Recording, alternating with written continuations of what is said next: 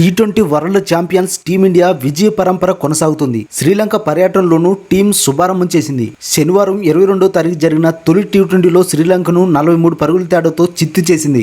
5 బౌలర్లతోనే బరిలోకి దిగిన లంక top order భయపెట్టిన చివరి 5 ఓవర్లలో మ్యాచ్ మొత్తం మలుపు తిప్పారు మన బౌలర్లు. 30 బంతుల్లో 29 పరుగులు చేసి ఏకంగా 9 వికెట్లు కోల్పోయింది శ్రీలంక టీం. ఫ్రెండ్స్, మన ఛానల్ ని మీరు సబ్స్క్రైబ్ చేయడం ద్వారా క్రికెట్ గురించి అందరికంటే ముందు మీకే అప్డేట్ ఇస్తాను. అలానే వీడియోని లైక్ చేయడం ద్వారా మీకు గుడ్ కంటెంట్ అందించడానికి నాకు ఎంకరేజ్మెంట్ ఇచ్చినట్లయితే ఉంటుంది. ప్లీజ్ మన ఛానల్ ని సబ్స్క్రైబ్ చేసి వీడియోని లైక్ చేయండి. ఫ్రెండ్స్, శ్రీలంకతో జరిగిన తొలి టీ20 వరల్డ్ ఛాంపియన్స్ విజయం సాధించారు. బ్యాటింగ్ లో సూర్య, పంతు, యశస్వి, గిల్ అదరగొడితే బౌలింగ్ లో అక్షర్ పటేల్, రవి బిష్ణోయ్, సిరాజ్ రాణించడంతో 3 టీ20 సిరీస్ లో 1-0తో ఆధిక్యంలోకి దూసుకెళ్లింది టీమిండియా. 214 పరుగుల చేజింగ్ లో ఒక దశలో శ్రీలంక 14 ఓవర్లలో 1 వికెట్ నష్టానికి 140 పరుగులతో టార్గెట్ వైపు వెళ్తున్నట్లు కనిపించింది. అయితే 15వ ఓవర్ తొలి బంతికి టాప్ ఫామ్ లో ఉన్న పదుమ్ నిశాంకను అక్షర్ పటేల్ అవుట్ చేయడంతో లంక పతనం మొదలైంది. నిశాంక కేవలం 48 బంతుల్లోనే 7 4లు 4 6లతో 79 రన్స్ చేశాడు. అతడు ఉన్నంతసేపు లంకను గెలిపించేలా కనిపించాడు.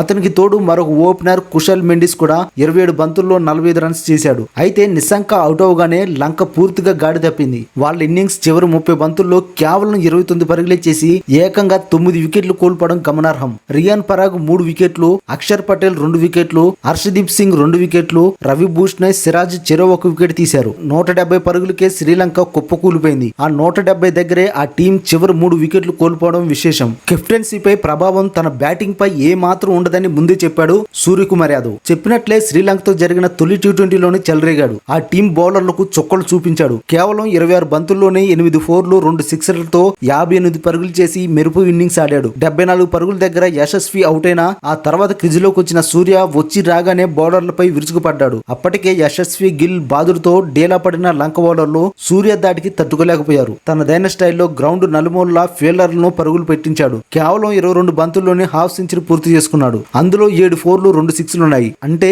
కేవలం బౌండరీల రూపంలోనే 40 పరుగులు చేశాడు. ఆ తర్వాత ఒక 4 కొట్టిన సూర్య 58 పరుగుల దగ్గర ప్రతిరన్న బౌలింగ్ లో LBW గా అవుట్ అయ్యాడు. DRS తీసుకున్న రిప్లైలోనూ అతడు అవుట్ అని తెలిసింది. సూర్య కంటే ముందు యశస్వి, తర్వాత రిషబ్ పంత్ చెలరేగారు. ముఖ్యంగా యశస్వి తనదైన స్టైల్లో రెచ్చిపోయి ఆడాడు. అతడు కేవలం 21 బంతుల్లోనే 5 4లు 2 6లు కొట్టాడు. అటు మరొక ఓపెనర్ శుభ్మన్ గిల్ కూడా 16 బంతుల్లోనే 34 పరుగులు చేశాడు. దీంతో ఇద్దరు ఓపెనర్లు పవర్ ప్లేలో 6 ఓవర్లలోనే 74 పరుగులు జోడించారు. పవర్ ప్లే చివరి బంతికి గిల్ అవుట్ అయ్యాడు. ఆ వెంటనే మరుసటి ఓవర్ తొలి బంతికే యశస్వి కూడా పెవిలియన్ చేరాడు. ఈ దశలో సూర్య, రిషబ్ పంత్ ఇన్నింగ్స్ ను చక్కదిద్దారు. ఒకవైపు సూర్య చెలరేగితే మరొక వైపు పంత్ మొదట్లో నెమ్మదిగా ఆడాడు.